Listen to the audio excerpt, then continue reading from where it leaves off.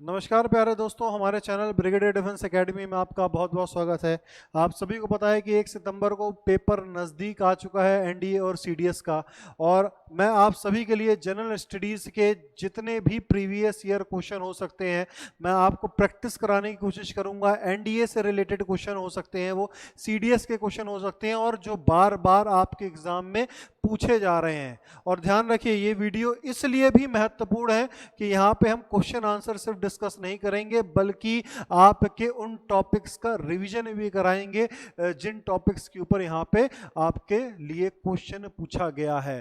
तो इसी तरह से कई सारी वीडियो आएंगी 31 अगस्त तक के लिए आपके पास, और हर एक वीडियो में 25 क्वेश्चंस मैं डिस्कस करने वाला हूं, और 31 अगस्त तक टोटल 100 क्वेश्चंस आपके सामने रख दिए जाएंगे। और वो 100 क्वेश्चंस सबसे ज़्यादा महत्वपूर्ण होने वाले हैं, जो बार बार आपके एग्जाम में पूछे गए हैं।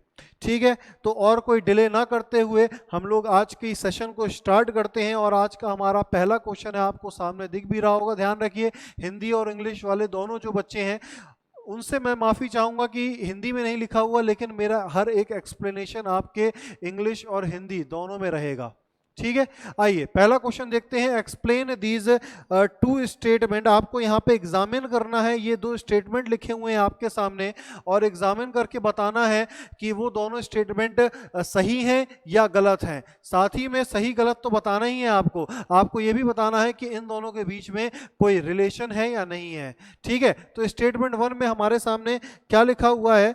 स्टेटमेंट 1 में हमारे सामने लिखा हुआ है कि in India a majority of member of the Rajya Sabha are elected by the elected member of the state legislature. तो ध्यान रखिए बेटा, जिसमें लिखा यह हुआ है कि राज्यसभा के जो मेंबर होंगे वो राज्यसभा के मेंबर किसके द्वारा इलेक्टेड होते हैं बेटा?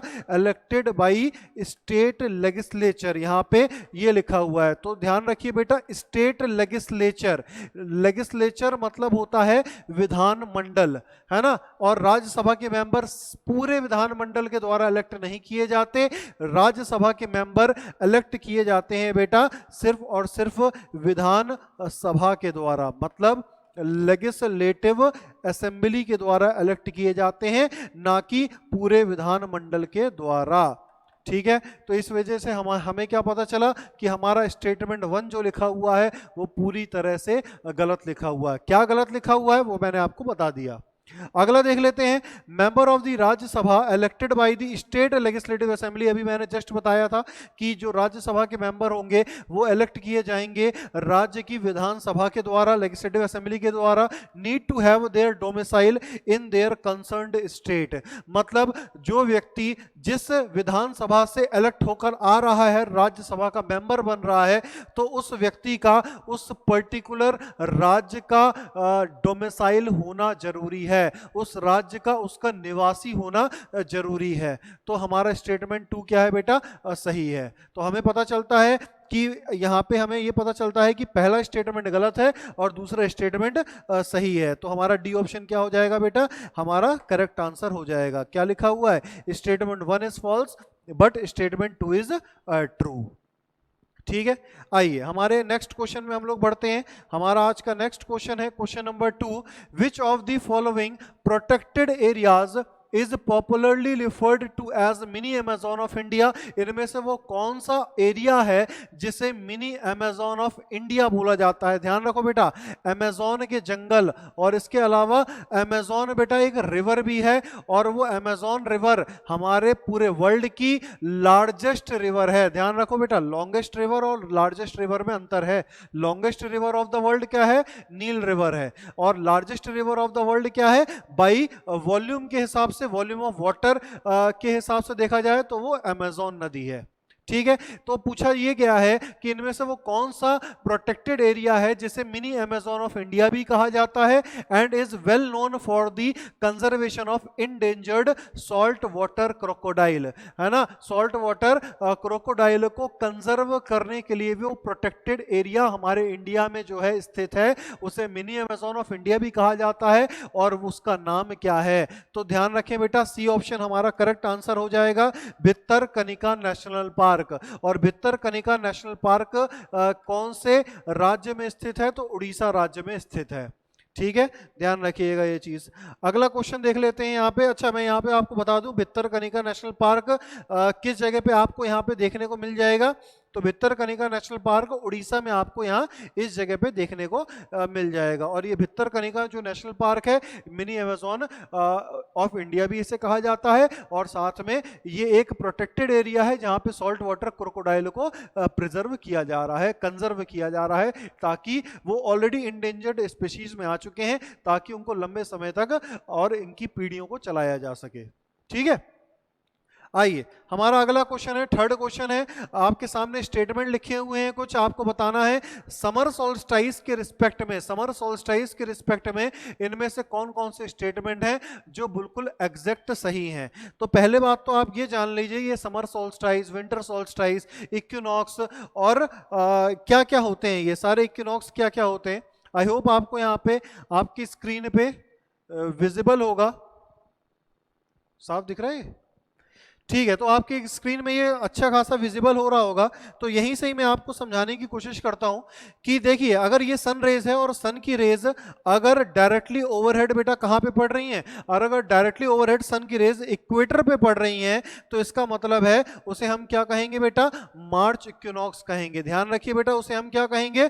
मार्च इक्विनॉक्स कहेंगे। मतलब सन की रेज डायरेक्ट ओवरहेड इक्वेटर पे पड़ रही हैं, इसका मतलब डे एंड नाइट की जो लेंथ होगी वो क्या हो जाएगी? वो इक्वल हो जाएगी इक्विनॉक्स के दौरान पे। और इसे हम क्या कह देंगे बेटा? इसे हम लोग मार्च इक्विनॉक्स के नाम से भी कहते हैं, इसे हम लोग वर्नल इक्विनॉक्स भी कहते हैं, इसे हम लोग स्प्रिंग इक्विनॉक्स के नाम से भी जानते हैं। और इस दिन क्या होता है, कौन सी तारीख को होता है ये? तो 21 मार्च को ये आपके सामने लिखा हुआ है। इस दिन क्या होता है? डे और नाइट की जो लेंथ है वो इक्वल हो जाती है। ठीक है, अगर हम नदर्न हेमिस्फीयर में के रिस्पेक्ट में बात करें, तो ध्यान रखिए बेटा, नदर्न हेमिस्फीयर के रिस्पेक्ट में अगर बात करें, नदर्न हेमिस्फीयर के किस रिस्पेक्ट में, किस चीज की बारे में बात हो रही है यहाँ पे?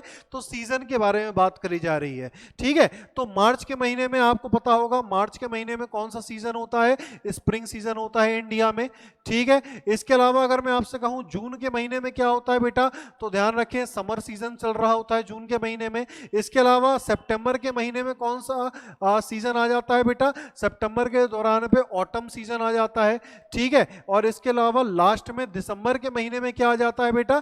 विंटर सीजन आ जाता है। तो ये भी आपको एक चीज समझ में आ गई होगी कि ये जो सीजन है, सीजन जो चेंज हो रहे हैं, तो वो सीजन किसकी वजह से चेंज हो रहे हैं? अर्थ के रिवॉल्यूशन की वजह से चेंज हो रहे हैं। जो अर्थ रिवॉल्व कर रहा है अराउंड द सन, उसकी वजह से सीजन चेंज हो रहे हैं। और मार्च के महीने के दौरान पे, जिसे हम मार्च इक्विनॉक्स भी कहते हैं, या वर्नल इक्विनॉक्स या स्प्रिंग इक्विनॉक्स के नाम से जानते हैं, इसका मतलब क्या है? डे और नाइट की लेंथ क्या हो चुकी है बेटा? इक्वल हो चुकी है। और जैसे जैसे हम मार्च के महीने से जून के महीने की तरफ बढ़ रहे हैं, तो भारत में गर्मी शुरू हो जाती है। और हम लोग, आपने, आपके घर वालों ने, आपके माता पिता ने, आपके जो ग्रैंडफादर हैं, उन्होंने उनसे बोलते हुए आपने सुना भी होगा कि गर्मी के दौरान पे दिन क्या हो जाते हैं बेटा? लंबे होने शुरू हो जाते हैं, और रातें क्या हो जाती हैं बेटा? छोटी हो जाती हैं। मतलब days are longer and nights are shorter. ठीक है, तो जैसे जैसे हम स्प्रिंग सीजन से मार्च के से हम लोग जून की तरफ बढ़ रहे हैं, तो अब क्या हो रहा है? अब जो है बेटा, सन की जो रेज हैं वो डायरेक्टली ओवरहेड कहां पे पड़ रही हैं? तो ध्यान रखें, डायरेक्टली ओवरहेड सन की रेज किस पे पड़ रही हैं? ट्रॉपिक ऑफ कैंसर के ऊपर पड़ रही हैं। और अगर ट्रॉपिक ऑफ कैंसर के ऊपर पड़ेंगी, तो आपको मालूम है बेटा, ट्रॉपिक ऑफ कैंसर कौन से हेमिस्फीयर का पार्ट है? नदर्न हेमिस्फीयर का पार्ट है। तो ट्रॉपिक ऑफ कैंसर पे जब डायरेक्ट सन की रेस पड़ रही होंगी, तो उस दौरान पे क्या हो जाएगा? समर सीजन आ जाएगा। कहां पे? नदर्न हेमिस्फीयर में। विंटर सीजन आ जाएगा कहां पे? सदर्न हेमिस्फीयर में। लेंथ ऑफ डे क्या किसकी बड़ी होंगी? Length of day northern hemisphere में बड़ा हो जाएगा, नाइट्स नदर्न हेमिस्फीयर में शॉर्टर हो जाएंगी। लेकिन दूसरी तरफ सदर्न हेमिस्फीयर में क्या हो रहा होगा? दिन छोटे हो रहे होंगे और रातें लंबी हो रही होंगी। ठीक है, आइए अब जैसे जैसे हम समर सोल्स्टाइस से आगे बढ़ते हैं, तो अगला हमारा सीजन क्या आता है बेटा? अगला हमारा ऑटम सीजन आता है और सितंबर के महीने में आता है, तो इसका मतलब इसे भी हम क्या कहेंगे, इसे हम लोग सितंबर इक्विनॉक्स के नाम से जानते हैं। और सितंबर इक्विनॉक्स का मतलब दोबारा से क्या हो गया, सन की रेज डायरेक्टली ओवरहेड कहां पे पड़ रही हैं, दोबारा से इक्वेटर के ऊपर पड़ रही हैं। इसका मतलब क्या है, अगर इक्वेटर के ऊपर पड़ रही हैं तो डे और नाइट की लेंथ दोबारा से क्या हो गई बेटा, इक्वल हो गई। इसे ही हम लोग क्या कहते हैं, ऑटोमनल इक्विनॉक्स कहते हैं या सितंबर इक्विनॉक्स कहते हैं। और ये कब होता है बेटा, 23 सितंबर को होता है। समर सोल्स्टिस नदर्न हेमिस्फीयर में कब हो रहा था बेटा, 21-22 जून को होता है, ठीक है। और इसके बाद जैसे जैसे हम सितंबर के महीने से आगे बढ़ते हैं तो दिसंबर का महीना आता है और ठंडी का मौसम शुरू हो जाता है। और इसका मतलब है कि अगर सन की रेज अब डायरेक्टली ओवरहेड कहां पे पड़ रही हैं, अब directly overhead tropic of Capricorn पे पड़ रही हैं। इसका मतलब ट्रॉपिक ऑफ कैप्रिकॉर्न कहां पे है, सदर्न हेमिस्फीयर में है। इसका मतलब क्या है, सदर्न हेमिस्फीयर में क्या हो रही होगी, गर्मी हो रही होगी, नदर्न हेमिस्फीयर में ठंड हो रही होगी, है ना। अब डेज लॉन्गर कहां पे होंगे, सदर्न में होंगे। नाइट्स शॉर्टर कहां पे होंगी, सदर्न में होंगी। डेज छोटे कहां पे होंगे, नदर्न हेमिस्फीयर में होंगे। और नाइट्स लॉन्गर कहां पे होंगी, वो भी नदर्न हेमिस्फीयर में होंगी। आई होप आपको यहां पे क्लियर हो गया होगा। और ये कब होता है बेटा, इसे हम क्या कहते हैं, इसे हम लोग विंटर सोल्स्टाइस कहते हैं, जब सन की rays directly overhead tropic of Capricorn पे पड़ती हैं। और किस समय पे होता है ये, जब सबसे छोटा दिन होता है नदर्न हेमिस्फीयर में, वो होता है बेटा 22 दिसंबर को, ठीक है। तो आइए, ये टॉपिक हमारे कंप्लीट हो चुका है, इक्विनॉक्स सोल्स्टिस मैंने आपको बता दिया है इसी क्वेश्चन के माध्यम से। अब क्वेश्चन पे आते हैं। पहला स्टेटमेंट पढ़ते हैं, it falls on 21 July in the northern hemisphere. Summer solstice क्या 21 जुलाई को होता है नदर्न हेमिस्फीयर में, तो गलत लिखा हुआ है पूरी तरह से, क्योंकि ये 21 जुलाई को नहीं होता, 21 जून को होता है। ये चीज ध्यान रखना बेटा, ठीक है। अभी मैंने बताया था, जैसे हमने क्या कहा था, समर सोल्स्टिस कहा था। It is caused due to the inclination of the earth on its axis. ये क्यों हो रहा है, क्योंकि अर्थ इंक्लाइंड है, अर्थ की एक्सिस इंक्लाइंड है 23.5 डिग्री पे, 23.5 डिग्री पे। तो देखिए बेटा जरा यहाँ पे आपको अभी जो मैंने फिगर आपको दिखाया था, यहाँ पे आप खुद देखिए कि ये इसकी जो एक्सेस है ना, आपको एक्सेस दिखाई दे रही होगी। ये जो एक्सेस है वो क्या है बेटा, इंक्लाइंड एक्सेस है ना। यहाँ पे इंक्लाइंड एक्सेस है 23.5 डिग्री पे, ये क्या है बेटा, इंक्लाइंड है। और इंक्लाइंड है इसी वजह से कभी इसके ऊपर direct sun rays tropic of Capricorn के ऊपर पड़ती हैं, और कभी इसकी सनरेज डायरेक्टली ओवरहेड कहाँ पे पड़ती हैं, ट्रॉपिक ऑफ कैंसर के ऊपर पड़ती हैं, ठीक है ना। इसी वजह से क्या है बेटा, कि इसी वजह से ये समर सोल्स्टिस और विंटर सोल्स्टिस बन रहा है। क्यों बन रहा है, क्योंकि अर्थ की एक्सिस बेटा टिल्टेड है। इसकी वजह से हमारा ये स्टेटमेंट क्या हो गया बेटा, सही हो गया। और अगर समर सोल्स्टिस हो रहा है नदर्न हेमिस्फीयर में, इसका मतलब क्या है, लेंथ ऑफ डे ज्यादा होगा और नाइट्स क्या होंगी, शॉर्टर होंगी। लेकिन यहाँ पे क्या लिखा हुआ है, नाइट्स लॉन्गर लिखी हुई हैं और डेज जो है शॉर्टर लिखे हुए हैं। तो ये यहाँ पे क्या हो जाएगा बेटा, गलत हो जाएगा। लेकिन क्वेश्चन ध्यान से पढ़ो, आपको करेक्ट नहीं बताना है, आपको नॉट करेक्ट बताना है। तो इन चीजों का अपने एग्जाम में जरूर ध्यान रखना बेटा। तो इनकरेक्ट कौन कौन से हैं, 1 और 3 इनकरेक्ट है। तो हमारा सही ऑप्शन क्या हो जाएगा, ए ऑप्शन हमारा एकदम करेक्ट हो जाएगा, ठीक है। आई होप आपको इसमें कोई डाउट नहीं होगा। अगले क्वेश्चन में बढ़ते हैं हम लोग। अगला हमारा क्वेश्चन है, which of the following statement best defined the true meaning of the democratic government, है ना। लोकतांत्रिक सरकार की जो प्रॉपर डेफिनेशन होगी वो आपके सामने 4 ऑप्शन लिखे हुए हैं और आपको बताना है इनमें से कौन सा ऑप्शन सही है जो लोकतांत्रिक सरकार की सही परिभाषा का वर्णन करता है। तो देखते हैं, government formed through direct election, वो गवर्नमेंट जो डायरेक्ट इलेक्शन कंडक्ट करती है ना, या फिर वो गवर्नमेंट जहां पे head of the state is elected by the people. ध्यान रखो, ये एक ऐसा लोकतांत्रिक सरकार वो होती है जहां पे सरकार का चुनाव किसके द्वारा किया जाना चाहिए, लोगों के द्वारा। The government should be elected by the people, ठीक है। तो इसका मतलब क्या होता है, लोकतांत्रिक सरकार है। तो हमारा बी ऑप्शन क्या हो जाएगा बेटा, करेक्ट हो जाएगा, ठीक है। आइए अगला क्वेश्चन देखते हैं, arrange the following historical event या मूवमेंट इन क्रोनोलॉजिकल ऑर्डर। आपको क्रम अनुसार लगाना है कि कौन सा इवेंट पहले हुआ से लेकर कौन सा इवेंट सबसे बाद में हुआ, ठीक है, तो पहला देख लेते हैं, पीजेंट मूवमेंट इन बरदोली। बरदोली मूवमेंट हुआ था, कब हुआ था बेटा? 1928। आपको यह भी मालूम होना चाहिए यही बरदोली मूवमेंट था जिसके सक्सेसफुल होने के बाद गांधी जी ने वल्लभ भाई पटेल को सरदार का टाइटल भी दिया था। ठीक है, अगला है resignation of Congress government ministries. जो कांग्रेस मिनिस्ट्रीज थी, जो पहली बार जनरल इलेक्शन हुए थे 1937 में, 1937 में, लेकिन वर्ल्ड वॉर 2 में इंडिया को इंक्लूड किया जा रहा था ब्रिटिशर्स के द्वारा। इस वजह से कांग्रेस ने क्या कर दिया था, सारी मिनिस्ट्रीज से रिजाइन कर दिया था। और कौन से साल में किया बेटा? 1939 में किया, 1939 में किया। अगला है बेटा चंपारण मूवमेंट, बहुत फेमस मूवमेंट है जिसमें गांधी जी ने तिनकाठिया सिस्टम को खत्म किया था। तो वो कौन से साल में किया है बेटा? 1917 में किया। इसके अलावा बेटा Kheda movement, peasant movement in Kheda, और खेड़ा मूवमेंट भी महात्मा गांधी का बहुत बड़ा मूवमेंट रहा है। गुजरात में इन्होंने इसकी शुरुआत करी थी, कौन से साल में? 1918 में। तो आपको अब मालूम चल गया होगा। तो सबसे पहला इवेंट कौन सा आएगा? सबसे पहला 3 आएगा, 3 के बाद बेटा क्या आएगा? 4 आएगा, 4 के बाद 1 आएगा और 2 आएगा। तो 3 4 1 2 हमारा सीक्वेंस बनेगा। तो ए ऑप्शन में लिखा हुआ है 3 4 1 2। ये हमारा क्या हो गया बेटा? आंसर हो गया।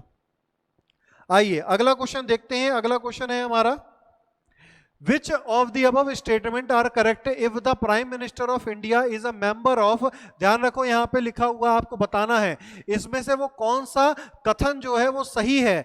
किस बारे में सही है? अगर जो प्रधानमंत्री होता है वो राज्यसभा का मेंबर होता है पार्लियामेंट में, अगर prime minister is the member of Rajya Sabha, तो इनमें से कौन कौन से स्टेटमेंट हैं जो करेक्ट होंगे? तो सबसे पहला स्टेटमेंट लिखा हुआ है, he can vote in case of no confidence motion against his council. अगर वो राज्यसभा का मेंबर है प्रधानमंत्री, तो क्या वो वोट कर सकता है vote of no confidence motion के दौरान पे? तो ध्यान रखिए बेटा, ये जो vote of no confidence motion होता है ना, इसकी वोटिंग सिर्फ और सिर्फ कहां हो सकती है? इसकी वोटिंग सिर्फ और सिर्फ लोकसभा में कराई जा सकती है। और अगर प्रधानमंत्री राज्यसभा का मेंबर है तो ध्यान रखें वो एलिजिबल नहीं होगा लोकसभा में वोट करने के लिए। ठीक है, तो ये स्टेटमेंट हमारा क्या हो गया बेटा? गलत हो गया। ठीक है, अगला देख लेते हैं, he has to get elected to the lower house within 6 month of his appointment to continue in his office. अगर प्रधानमंत्री राज्यसभा का मेंबर है और अगर उसे अपने ऑफिस को कंटिन्यू रखना है अगले 5 सालों के लिए, तो क्या उसको लोकसभा का मेंबर 6 महीने के अंदर अंदर बनना पड़ेगा क्या? तो ध्यान रखिए, अगर किसी व्यक्ति को प्रधानमंत्री बनना है तो उसका अनिवार्य है लोकसभा या राज्यसभा का मेंबर होना, और अगर नहीं भी होता है तब भी वो प्रधानमंत्री बनाया जा सकता है, लेकिन 6 महीने के अंदर अंदर उसे या तो लोकसभा का मेंबर बनना पड़ेगा या राज्यसभा का मेंबर बनना पड़ेगा। ठीक है, लेकिन अगर वो राज्यसभा का मेंबर ऑलरेडी है तो कोई जरूरत नहीं है उसको 6 महीने के अंदर अंदर लोकसभा का मेंबर बनने के लिए, फिर भी वो 5 साल के लिए प्रधानमंत्री रहेगा अगर वो राज्यसभा का मेंबर भी है तो। ठीक है, तो ये भी स्टेटमेंट हमारा क्या हो गया बेटा? गलत हो गया। अगला तीसरा कथन देखते हैं, his resignation would automatically dissolve the council of minister. उसका जो रेजिग्नेशन होगा वो ऑटोमेटिकली क्या हो जाएगा? डिसॉल्व कर देगा उसके केंद्र मंत्रियों को। मतलब अगर वो रेजिग्नेशन अपना त्याग पत्र दे देता है तो उसके जितने भी केंद्र मंत्री होंगे उन सभी को त्याग पत्र देना पड़ेगा। तो ये हमारा स्टेटमेंट एग्जैक्ट क्या है बेटा? बिल्कुल सही है। और हमें क्या बताना था? ध्यान रखें, हमें यहां पे करेक्ट बताना है। तो हमारा ऑप्शन क्या हो जाएगा? सी ऑप्शन हो जाएगा, जहां पे लिखा हुआ है 3 ओनली। ठीक है, आइए अगला हमारा स्टेटमेंट है, अगला हमारा क्वेश्चन है, which of the following statement with respect to nationalist response in the wake of second world war. इनमें से वो कौन सा कथन सही है द्वितीय विश्व युद्ध के दौरान पे जो हमारे देशवासियों के द्वारा देखने को मिला है ना, कि सपोर्ट किया या उसके अगेंस्ट गए? तो उनके बारे में यहाँ 2 कथन लिखे हुए हैं, आपको बताना है सही है गलत है। तो पहला कथन है, Congress decided to support the war effort of the British unconditionally. बिना कोई शर्तिए, है ना, भारतीयों ने अंग्रेजों को बिना किसी शर्त के फुल सपोर्ट देने का एक तरह से ऐलान किया था। क्या ये सही है? तो ये बहुत बड़ा गलत स्टेटमेंट है। अंग्रेज जो है हमें जबरदस्ती इस द्वितीय विश्व युद्ध में ढकेल रहे रहे थे और भारत नहीं चाहता था कि उसको द्वितीय विश्व युद्ध के दौरान पे भारत को इसमें इंक्लूड किया जाए। तो ये स्टेटमेंट बिल्कुल गलत है। महात्मा गांधी ने एक तरह से आंदोलन, अपनी आवाज उठाई थी, ये जो भी भारतीय लोग सपोर्ट कर रहे हैं ब्रिटिशर्स को इस द्वितीय विश्व युद्ध में, उसके खिलाफ महात्मा गांधी जी ने आवाज उठाई थी कि हमारा कोई भी सपोर्ट ब्रिटिशर्स को नहीं दिया जाएगा इस द्वितीय विश्व युद्ध में। ये महात्मा गांधी जी ने बोला था। ठीक है, तो ये स्टेटमेंट क्या होगा बेटा, एकदम करेक्ट होगा। तो हमारा आंसर क्या हो गया, हमें क्या बताना था, हमें बताना था नॉट करेक्ट। दोबारा ध्यान दीजिएगा, नॉट करेक्ट कौन सा है बेटा, ऑप्शन 1 हमारा नॉट करेक्ट है। तो आंसर क्या आ जाएगा, ए ऑप्शन आ जाएगा, 1 ओनली। ठीक है, आइए अगला देख लेते हैं। Which war was won by British and concluded with treaty of Pondicherry. इनमें से कौन सा युद्ध है जो अंग्रेजों के द्वारा जीता गया और उस जीतने के बाद एक संधि साइन हुई और उस संधि का नाम है ट्रीटी ऑफ पौंडीचेरी। तो वो कौन सा युद्ध था बेटा, ध्यान रखें, सेकेंड कार्नेटिक वॉर, जिसे हम कह भी सकते हैं। इस सेकेंड कार्नेटिक वॉर को हम और किस नाम से जानते हैं, एंग्लो फ्रेंच वॉर के नाम से भी जाना जाता है। और टोटल एंग्लो फ्रेंच वॉर बेटा कितने हुए हैं, तो टोटल एंग्लो फ्रेंच वॉर 3 हुए हैं। मैं यहां पे लिख देता हूं, 3 एंग्लो फ्रेंच वॉर यहां पे हुए हैं, जिसमें से जो पहला एंग्लो फ्रेंच वॉर था, मैं यहां पे मेंशन कर देता हूं, फर्स्ट, सेकेंड और थर्ड। और इन तीनों के दौरान पे कौन कौन सी ट्रीटी साइन हुई हैं, तो फर्स्ट के दौरान पे एक्सिला चैपले ट्रीटी साइन हुई थी बेटा, ध्यान रखना। दूसरे के दौरान पे हमने अभी क्वेश्चन कराई है, ट्रीटी ऑफ पौंडीचेरी साइन हुई है बेटा। और तीसरे के दौरान पे क्या साइन हुई है, ट्रीटी ऑफ पेरिस साइन हुई है। तो ये चीज ध्यान रखना है। 3 कार्नेटिक वॉर हुए हैं, जिसे हम एंग्लो फ्रेंच वॉर के नाम से भी जानते हैं, और तीनों के दौरान पे कौन कौन सी ट्रीटी साइन हुई है वो भी मैंने आपके सामने मेंशन कर दिया है। आइए अगला क्वेश्चन देखते हैं। क्वेश्चन नंबर 9 हमारा क्या कह रहा है, क्वेश्चन 9 है मैच द फॉलोइंग। आपको मैच करना है कॉलम ए और कॉलम बी को, है ना। कॉलम ए में नाम लिखे हुए हैं कई सारे, और वो नाम किन लोगों के हैं, अगर आपने मॉडर्न हिस्ट्री पढ़ रखी है तो आपको मालूम होगा वो नाम वो हैं जिन्होंने 1857 क्रांति में अपनी अपनी जगहों से अंग्रेजों के खिलाफ लड़ाई लड़ी थी। तो नाना साहेब ने अपनी लड़ाई किसके खिलाफ, कहां से शुरुआत करी थी, तो ध्यान रखिए बेटा, कानपुर से 1857 क्रांति में नाना साहेब ने कानपुर से शुरुआत करी थी। अहमदुल्ला शाह ने कहां से शुरुआत करी थी, फैजाबाद से शुरुआत करी थी। कुंवर सिंह ने कहां से शुरुआत करी थी बेटा, बिहार से शुरुआत करी थी। और बेगम हजरत महल ने कहां से शुरुआत करी थी, लखनऊ से शुरुआत करी थी। तो हमारा आंसर क्या हो जाएगा बेटा, ए का 3 हो जाएगा, अहमदुल्ला शाह का फैजाबाद हो जाएगा। तो हमारा सीक्वेंस क्या बन रहा है, हमारा सीक्वेंस बन रहा है यहां पे 3 आ जाएगा, ठीक है, 3 आ जाएगा, फिर 4 आ जाएगा, कुंवर सिंह बिहार 1 आ जाएगा, और बेगम हजरत महल 2 आ जाएगा। तो 3 4 1 2 हमारा सीक्वेंस बन रहा है। तो आपको यहाँ पे बी ऑप्शन में दिखाई दे रहा होगा 3 4 1 2 हमारा जो सीक्वेंस बन रहा है। ठीक है, आइए अगला क्वेश्चन है हमारा 10th क्वेश्चन में आते हैं। Who is the current, what is the current ministry Chirag Paswan headed in the 2024 cabinet.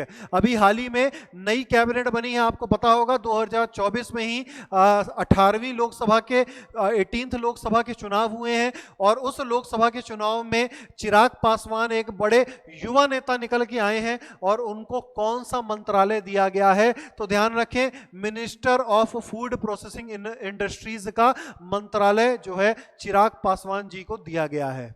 ठीक है, आइए अगला देख लेते हैं। अगला क्वेश्चन है prohibition of discrimination on the ground of religion is a fundamental right classifiable under. आपसे पूछा है कि बिना जो भेदभाव है वो धर्म के आधार पे नहीं किया जाना चाहिए, उसको प्रोहिबिट किया जा चुका है, और ये हमारा एक मौलिक अधिकार भी है कि धर्म के आधार पे किसी भी व्यक्ति के साथ कोई भेदभाव नहीं किया जाएगा। ये कौन से अनुच्छेद में है, कौन से आर्टिकल में है, तो ध्यान रखें बेटा, ये है आर्टिकल 15 में लिखा हुआ है इसके बारे में। और आपको मालूम होगा कि राइट टू इक्वालिटी हमारा एक जो फंडामेंटल राइट है, राइट टू इक्वालिटी, और राइट टू इक्वालिटी की जो कैटेगरी है वो है बेटा आर्टिकल 14 से लेकर आर्टिकल 18 तक के बीच में राइट टू इक्वालिटी के बारे में लिखा हुआ है। और हमारा जो prohibition of discrimination on the ground of religion, ये किस अनुच्छेद में है, अनुच्छेद 15 में है। तो किस कैटेगरी में आएगा बेटा, राइट राइट टू इक्वालिटी की कैटेगरी में आएगा। तो हमारा सी ऑप्शन क्या हो जाएगा,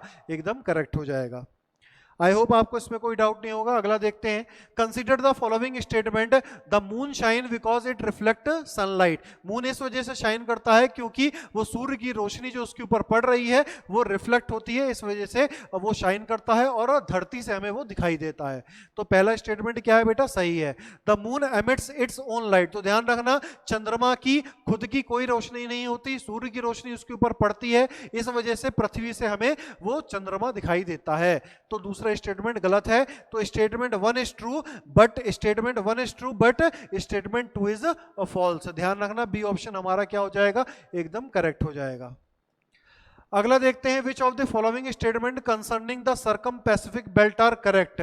सर्कम पैसिफिक बेल्ट क्या होती है, मैं पहले आपको यह बता दूं।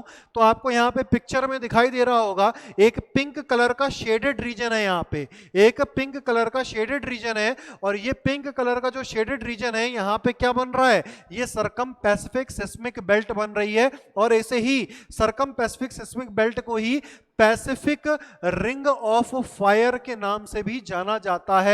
और क्यों जाना जाता है, क्योंकि ये जो पैसिफिक प्लेट है ना, पूरे 32 टेक्टोनिक प्लेट में से सबसे बड़ी प्लेट जो पैसिफिक प्लेट है, ये पैसिफिक प्लेट कई सारी प्लेट इसके ऊपर आके क्या कर रही है बेटा, ओवरलैप कर रही हैं, टकरा रही हैं। ठीक है, तो पैसिफिक प्लेट से बेटा यूरेशियन प्लेट भी टकरा रही है, पैसिफिक प्लेट से नॉर्थ अमेरिकन प्लेट भी टकरा रही है, पैसिफिक प्लेट से कैरेबियन प्लेट भी टकरा रही है, पैसिफिक प्लेट से कोकोस प्लेट भी टकरा रही है, पैसिफिक प्लेट से नास्का प्लेट भी टकरा रही है, पैसिफिक प्लेट से साउथ अमेरिकन प्लेट भी टकरा रही है, पैसिफिक प्लेट से अंटार्कटिकन प्लेट भी टकरा रही है, ऑस्ट्रेलियन प्लेट भी टकरा रही है, फिलिपिन प्लेट भी टकरा रही है, इंडो ऑस्ट्रेलियन प्लेट भी टकरा रही है। तो आपको मालूम चल रहा होगा कि एक ऐसा रीजन बन रहा है जो पिंक शेडेड रीजन है, जहां पे पैसिफिक प्लेट जो कि एक मेजर टेक्टोनिक प्लेट है, और इस प्लेट से कई सारी मेजर टेक्टोनिक प्लेट और कई सारी माइनर टेक्टोनिक प्लेट इसमें आके टकराती हैं। और अगर इसमें टकराएंगी तो क्या होगा बेटा, इसमें टकराएंगी, यहां पे कन्वर्जेंट बाउंड्री देखने को मिलेगी। अगर आपने पढ़ा हुआ है थोड़ी बहुत ज्योग्राफी तो आपको मालूम होगा यहां पे क्या बनेगा बेटा, कन्वर्जेंट बाउंड्री भी बनेगी, है ना। यहां पे बेटा डाइवर्जेंट बाउंड्री भी बनेगी, मतलब दो प्लेट एक दूसरे से अलग होंगी, दो प्लेट एक दूसरे में टकराएंगी, जिसका मतलब है कन्वर्जेंट। और तीसरा क्या होगा, यहां पे हमें ट्रांसफॉर्म बाउंड्री भी देखने को मिलेगी, मतलब दो टेक्टोनिक प्लेट के बीच में हॉरिजॉन्टल शिफ्ट हमें देखने को मिलेगा। कन्वर्जेंट मतलब दो टेक्टोनिक प्लेट टकराना, डाइवर्जेंट मतलब दो टेक्टोनिक प्लेट का एक दूसरे से अलग होना, और ट्रांसफॉर्म बाउंड्री मतलब कि एक दूसरी प्लेट में हॉरिजॉन्टल शिफ्ट होना, एक दूसरी प्लेट एक दूसरे में खिसक जाना। ठीक है, इसे हम ट्रांसफॉर्म बाउंड्री कहते हैं। ठीक है, तो यहां पे हमें बताना है सर्कम पैसिफिक बेल्ट के बारे में कुछ स्टेटमेंट लिखे हुए हैं, वो सही हैं या गलत हैं, आपको बताना है। यहां पे the belt contain nearly 3/4 of the world's total volcanoes. आप खुद देखो ना बेटा कि अगर यहां पे टेक्टोनिक प्लेट पैसिफिक प्लेट में कई सारी प्लेट्स आके अगर टकरा रही हैं तो इसका मतलब है कि एक ऐसा एरिया बन रहा है जहां पे हमें वर्ल्ड में सबसे ज्यादा अर्थक्वेक देखने को मिलेंगे, जहां पे हमें वॉल्केनिक इरप्शन देखने को मिलेगा। क्यों, क्योंकि कन्वर्जेंट हो रहा है, यहां पे कन्वर्जेंस हो रहा है बाउंड्री का, यहां पे डाइवर्जेंस हो रहा है बाउंड्री का, यहां पे ट्रांसफॉर्म हो रहा है बाउंड्री का। तो इसका मतलब अर्थक्वेक प्रोन एरिया भी होगा और वॉल्केनिक प्रोन एरिया भी होगा।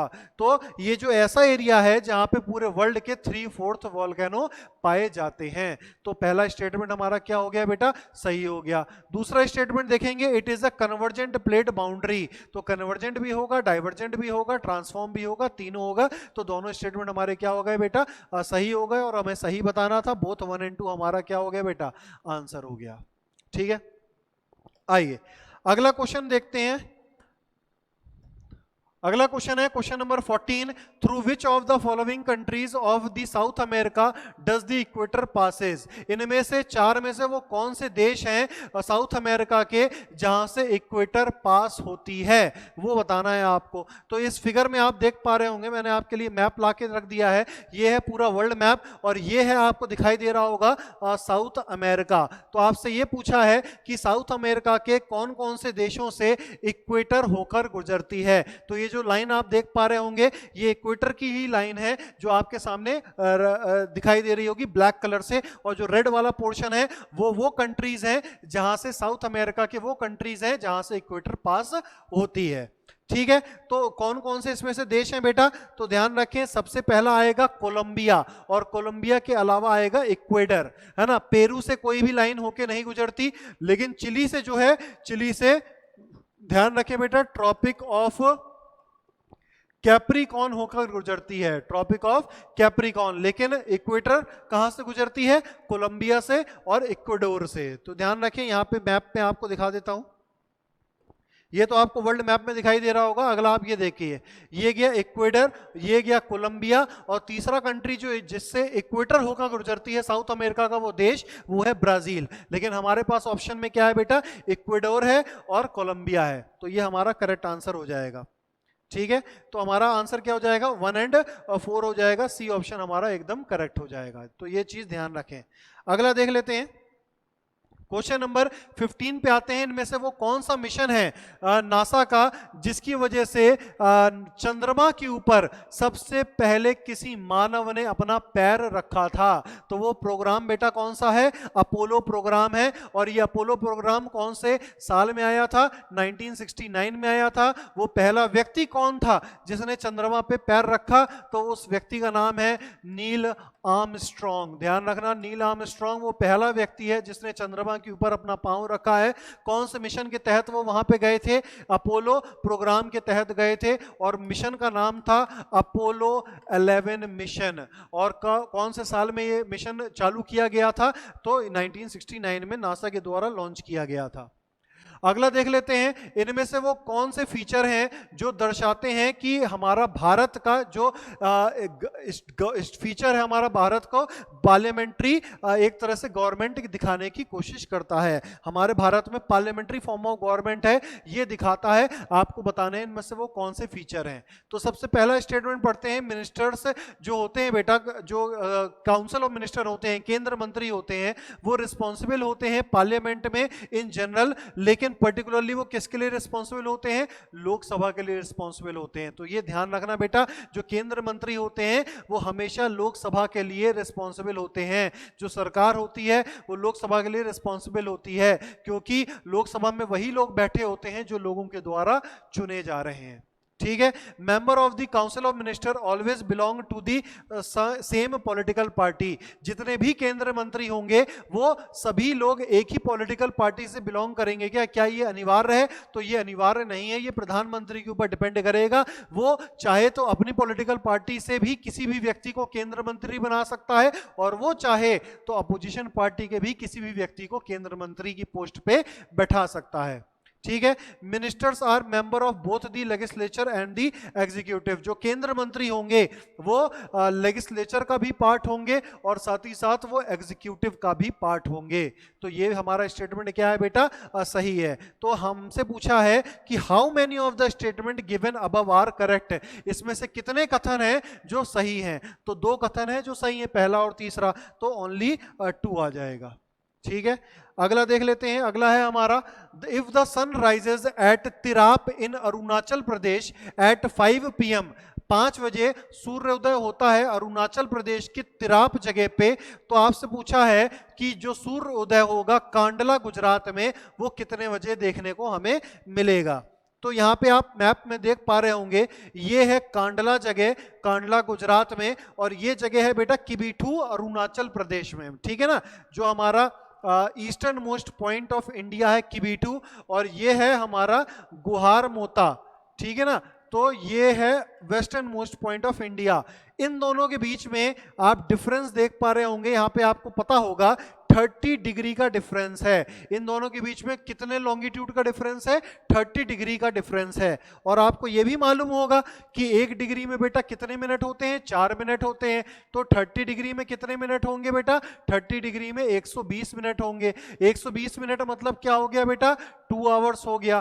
तो अगर 5 बजे सूर्योदय किस में होता है, अरुणाचल में होता है, ईस्ट में होता है, और कितने बजे होता है, 5 AM पे होता है। तो आप खुद बताओ बेटा, 2 घंटे का डिफरेंस है। अगर यहाँ 5 बजे हो रहा है तो वेस्टर्न में कितने बजे होगा, ठीक 2 घंटे बाद होगा। वेस्टर्न में बाद में होगा, ऑब्वियस सी बात है। तो यहाँ पे कितने बजे आ जाएगा, 7 AM आ जाएगा हमारा आंसर। तो देखते हैं भाई हमारे ऑप्शन में 7 AM है कि नहीं। ठीक है, तो यहाँ पे आपको डी ऑप्शन में दिखाई दे रहा होगा अबाउट 7 AM।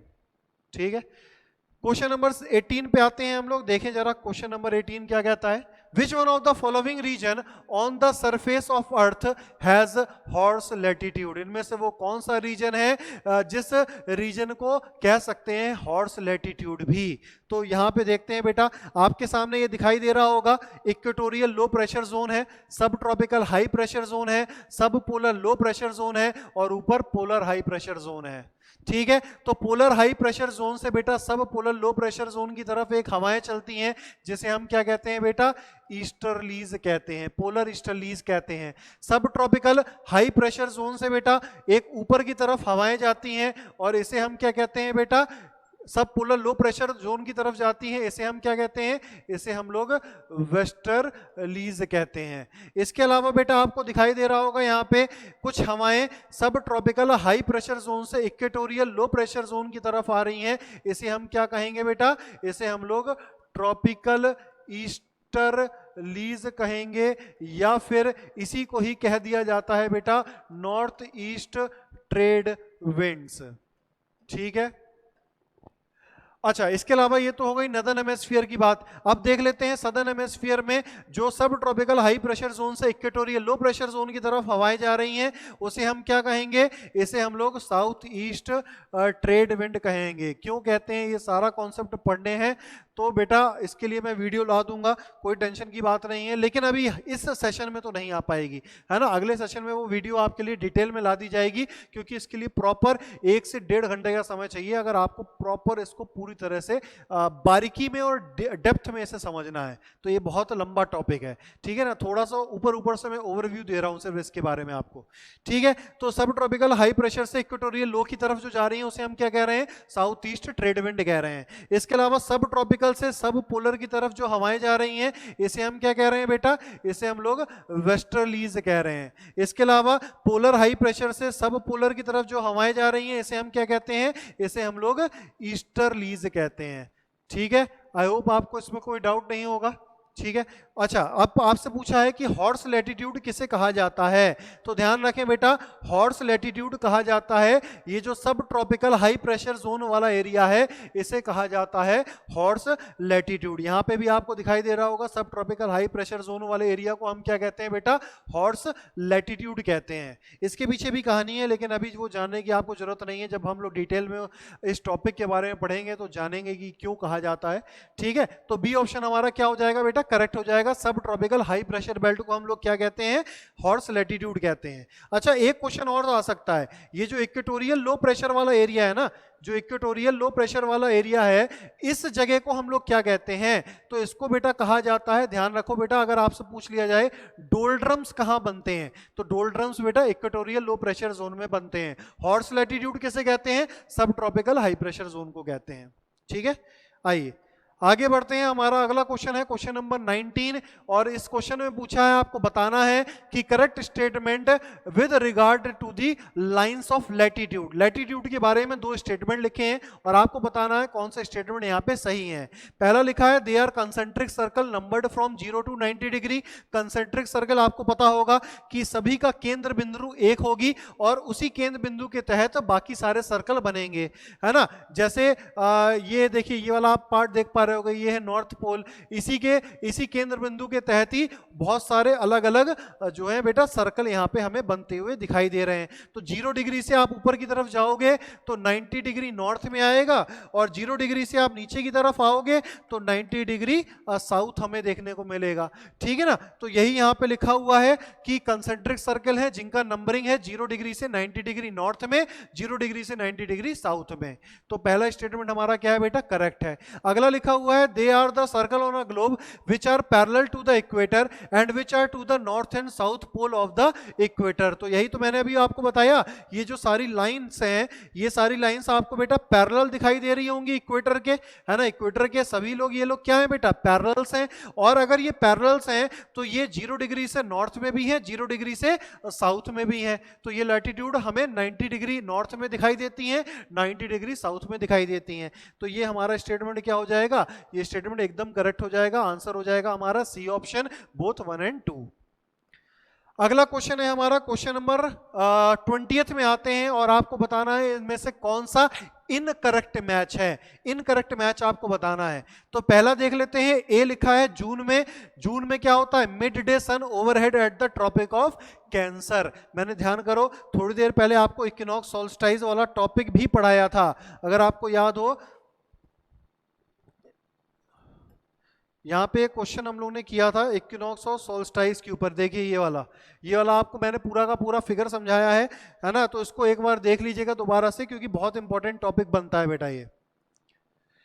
ठीक है, कौन से क्वेश्चन में थे हम लोग, क्वेश्चन नंबर 20 में। ये देखिए ये गया हमारा क्वेश्चन नंबर 20। तो जून के समय में आपके सामने लिखा हुआ है midday sun overhead at the tropic of Cancer. Northern hemisphere में समर सोल्स्टाइस जून के दौरान पे 21 जून, सबसे बड़ा दिन सबसे छोटी रात। तो ये क्या है बेटा, ये तो एग्जैक्ट एकदम सही लिखा हुआ है। आगे देख लेते हैं, दिसंबर में क्या लिखा हुआ है, midday sun overhead at the tropic of Capricorn. इसका मतलब सदर्न हेमिस्फीयर में गर्मी हो रही होगी, नदर्न हेमिस्फीयर में ठंडी हो रही होगी। तो इंडिया क्या है, नदर्न हेमिस्फीयर में है तो ठंड होती है। विंटर सोल्स्टाइस होता है 22 दिसंबर, सबसे लंबी रात होती है और सबसे छोटा दिन होता है। तो ये भी बेटा सही लिखा हुआ है।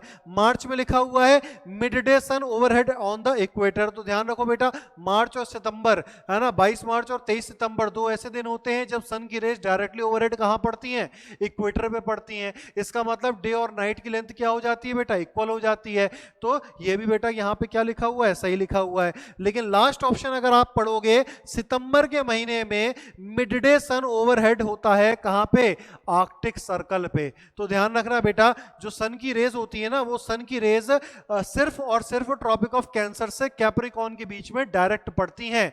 उसके ऊपर ना ही ट्रॉपिक ऑफ कैंसर से ऊपर और ना ही ट्रॉपिक ऑफ कैप्रिकॉर्न के नीचे हमें डायरेक्ट सन की रेज देखने को नहीं मिलेंगी। तो यहां पे गलत लिखा हुआ है कि आर्कटिक सर्कल पे डायरेक्ट ओवरहेड पड़ती हैं। ठीक है ना, अगर आर्कटिक सर्कल पे ओवरहेड पड़ी रही होती डायरेक्ट सन की रेज, तो आर्कटिक और अंटार्कटिक सर्कल वाला जो पोर्शन है वहां पे पोलर रीजन में कभी ठंडी होती ही ना। ठीक है ना, तो हमारा ऑप्शन क्या हो जाएगा एग्जैक्ट, हमारा ऑप्शन डी हमारा करेक्ट हो जाएगा। ये ध्यान रखना, हमारा ऑप्शन डी क्या हो जाएगा बेटा, करेक्ट हो जाएगा। ठीक है ना, करेक्ट क्या हो जाएगा, क्योंकि हमें बताना है नॉट करेक्ट मैच। तो ये नॉट करेक्ट मैच्ड है, इस वजह से हमने इसे क्या किया है, करेक्ट मार्क किया है। ठीक है, आइए अगला क्वेश्चन देखते हैं। Which of the following statement characterize the anticyclone. इनमें से वो कौन सा स्टेटमेंट है जो एंटी साइक्लोन के कैरेक्टरिस्टिक को बताता है। तो दो चीजें होती हैं बेटा, साइक्लोन होता है, एंटी साइक्लोन होता है। आपको फिगर में दिखाई भी दे रहा होगा, ये जो जहां पे कन्वर्जेंस हो रहा है, जहां पे एयर क्या कर रही है, राइज कर रही है, ऊपर की तरफ जा रही है, वो क्या होगा बेटा, वो होगा साइक्लोन। और यहाँ पे बीच में क्या बन रहा होगा, यहाँ पे लो प्रेशर सिस्टम बन रहा होगा। लेकिन दूसरी तरफ एंटी साइक्लोन में क्या हो रहा होगा, बीच में हाई प्रेशर सिस्टम बन रहा होगा। यहां पे एयर क्या कर रही होगी, सबसाइड कर रही होगी, सिंक कर रही होगी, नीचे की तरफ जा रही होगी। लेकिन साइक्लोन में क्या बनेगा बेटा, राइज कर रही होगी एयर, यहां पे बादल की फॉर्मेशन कराएगी। लेकिन जब सिंक कर रही होगी, यहां पे बादल की फॉर्मेशन, क्लाउड की फॉर्मेशन क्या होगी, नहीं देखने को मिलेगी। ठीक है, तो बीच में एंटी साइक्लोन में क्या होता है बेटा, हाई प्रेशर सिस्टम होता है। तो यहां पे क्या लिखा हुआ है, anticyclone are the low pressure system. तो बेटा ये तो साइक्लोन का कैरेक्टरिस्टिक है, ना कि एंटी साइक्लोन का। तो ये गलत है। They are characterized by divergent wind circulation. अभी मैंने आपको डायग्राम में दिखाया भी है बेटा, ये देखो यहां पे क्या हो रहा है, डाइवर्जेंट विंड सर्कुलेशन किस में देखने को मिलता है, एंटी साइक्लोन में। लेकिन कन्वर्जेंस विंड सर्कुलेशन, सारी जो हवाएं हैं वो लो प्रेशर की तरफ आएंगी, तो वहां पे क्या होगा, साइक्लोन होगा। यहां पे अगर बीच में हाई प्रेशर है तो यहां से हवाएं निकलेंगी। ठीक है ना, तो यहां पे डाइवर्जेंस हो रहा है। तो ये कैरेक्टरिस्टिक किसका है बेटा, एंटी साइक्लोन का है, तो ये एकदम सही है। इसके अलावा मैंने आपको बताया they are indicative of dry weather condition, क्योंकि अगर बादल की फॉर्मेशन, क्लाउड की फॉर्मेशन एंटी साइक्लोन में नहीं होती, क्लाउड की फॉर्मेशन नहीं होगी, बारिश नहीं होगी, बादल नहीं बनेंगे, लाइटनिंग नहीं होगी, थंडरिंग नहीं होगी, तो वेदर कैसा रहेगा बेटा, ड्राई वेदर कंडीशन बन जाएगा। तो ये भी हमारा स्टेटमेंट क्या है, सही है। और आपको यहाँ पे करेक्ट आंसर बताना था, तो 2 और 3 हमारा करेक्ट हो जाएगा, ऑप्शन ए हमारा करेक्ट आंसर है। ठीक है, आइए नेक्स्ट क्वेश्चन में बढ़ते हैं। अगला क्वेश्चन है हमारा question number 22, how much of a time period 15 degree of longitude account for. आपको मालूम होगा बेटा, मैं आपको पूरा बता देता हूं, अर्थ जो है रोटेट करती है 360 डिग्री, कितने समय में, 24 आवर्स में रोटेट करती है। अगर 1 डिग्री का आप निकालने बैठोगे तो 24/360 आएगा, ये आवर्स में है। मिनट में चेंज करना है तो आपको क्या करना पड़ेगा, 60 मिनट से मल्टीप्लाई करना पड़ेगा। 60 से 6 बार गया, 6 से 4 बार गया, तो 1 डिग्री में हमारे पास क्या आ गया, 4 मिनट आ गए। और अगर 1 डिग्री में 4 मिनट आ गए तो मैं आपसे कहूं कि दोनों तरफ आप क्या कर दो, मल्टीप्लाई कर दो 15 का, है ना। मैथमेटिक्स तो आप जानते ही होगे ना, दोनों पे 15 का मल्टीप्लाई कर दो, LHS is equal to RHS, है ना। तो अगर यहाँ पे हम 15 से मल्टीप्लाई कर देते हैं तो हमारे पास क्या आ जाएगा, 15 degree is equal to 60 minute आ जाएगा। तो हमारा आंसर क्या है बेटा, डी ऑप्शन हमारा करेक्ट आंसर है। ठीक है, आइए अगले क्वेश्चन पे आते हैं। नेक्स्ट क्वेश्चन है, consider the following statement, vernal equinox falls on March 21। जो वर्नल इक्विनॉक्स होगा वो 21 मार्च को होता है। तो मैंने अभी थोड़ी देर पहले हमने ये भी क्वेश्चन किया है, तो वर्नल इक्विनॉक्स बोल लीजिए आप, मार्च इक्विनॉक्स बोल लीजिए आप स्प्रिंग इक्विनॉक्स बोल लीजिए, ये सभी इक्विनॉक्स कौन सी तारीख को होते हैं, 21 मार्च को होता है ना। तो ये हमारा पहला स्टेटमेंट सही है। और इस इक्विनॉक्स के दौरान पे सन इज डायरेक्टली ओवरहेड कहां पे होता है बेटा, इक्वेटर पे होता है। जो इक्विनॉक्स होता है उसमें डायरेक्ट सन रेज कहां पड़ रही होती हैं, इक्वेटर पे पड़ रही होती हैं, तो ये भी सही है। इसके अलावा लिखा हुआ है the changes in the day length of equinox result from the changes in the tilt of the earth with respect to the sun. जो चेंजेस हमें डे लेंथ में मिलेंगे इक्विनॉक्स के, कि मतलब आप मार्च से सितंबर इक्विनॉक्स की तरफ जाएंगे तो डे लेंथ क्या हो रहे हैं बेटा, कम और ज्यादा हो रही है ना, है ना। कभी रातें लंबी हो रही हैं, कभी जो है दिन लंबे हो रहे हैं। तो ये सब क्यों हो रहा है, क्योंकि अर्थ रिवॉल्व कर रहा है और साथ में उसकी एक्सिस क्या है बेटा, टिल्टेड है। ध्यान रखना, टिल्टेड की वजह से हो रहा है ना। तो यहाँ पे हमारा स्टेटमेंट कौन कौन से करेक्ट हो जाएंगे, तो तीनों ही स्टेटमेंट हमारे करेक्ट हो जाएंगे। हमारा आंसर क्या हो जाएगा, सी ऑप्शन हमारा करेक्ट आंसर हो जाएगा। अगला देख लेते हैं, ट्रॉपिकल साइक्लोन फिलिपिन में ट्रॉपिकल साइक्लोन को किस टर्म से बोला जाता है। तो ध्यान रखिए बेटा, बैगियो के नाम से ट्रॉपिकल साइक्लोन को फिलिपिन में कहा जाता है। बैगियो के नाम से ट्रॉपिकल साइक्लोन को फिलिपिन में बोला जाता है, ये याद रखना है आपको। ठीक है, अगला क्वेश्चन देखते हैं, और आज का हमारा लास्ट क्वेश्चन होने वाला है ये पार्ट 1 वीडियो का। और लास्ट क्वेश्चन में पूछा गया है, आपसे स्टेटमेंट लिखे हैं और आपको स्टेटमेंट में बताने हैं कौन कौन से कथन यहाँ पे सही हैं। तो पहला देखते हैं, अर्थ का रोटेशन है is not at 90 degree to its orbital plane. कहने का मतलब अर्थ का जो रोटेशन एक्सिस है वो 90 डिग्री पे जो 90 डिग्री पे नहीं है ऑर्बिटल प्लेन के। कहने का मतलब ये देखिए आप, ये है सन, ये है अर्थ का ऑर्बिटल प्लेन, है ना। ये ऑर्बिटल प्लेन हो गया अर्थ का, है ना। और अगर ऑर्बिटल प्लेन हो गया तो अर्थ के एक्सिस, अर्थ के ऑर्बिटल प्लेन, क्या प्लेन पे 90 डिग्री है क्या अर्थ के एक्सिस, क्या कुछ इस प्रकार से है क्या अर्थ की एक्सिस, नहीं। अर्थ की एक्सिस क्या है बेटा, टिल्टेड है। तो इसका मतलब क्या है, यहाँ पे ये स्टेटमेंट में लिखा है earth the rotation axis is not at 90 degree to its orbital plane. तो हमारा ये स्टेटमेंट क्या हो जाएगा बेटा, गलत स्टेटमेंट हो जाएगा, सॉरी सही स्टेटमेंट हो जाएगा, क्योंकि लिखा हुआ है नॉट एट 90 डिग्री। तो सही तो है, नहीं है, 90 डिग्री पे नहीं है। क्यों है, क्योंकि ये टिल्टेड है, 23.5 डिग्री पे टिल्टेड है ना। इस वजह से ये स्टेटमेंट क्या है बेटा, बिल्कुल सही है। अर्थ का रोटेशनल एक्सिस इंक्लाइंड है 23.5 डिग्री पे, बार बार मैं कई बार रिपीट कर चुका हूं इस चीज को। तो ये स्टेटमेंट क्या हो जाएगा बेटा, ये भी सही हो जाएगा। हमारा आंसर क्या आ जाएगा करेक्ट में, बोथ 1 और 2 आ जाएगा।